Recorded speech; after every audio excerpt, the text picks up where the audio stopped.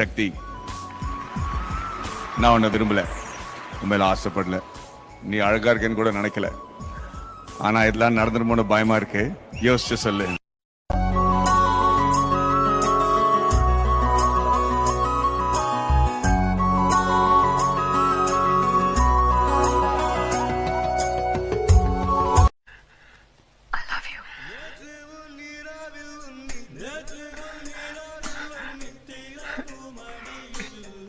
எனக்காக எது வேணாலும் செய்வியா?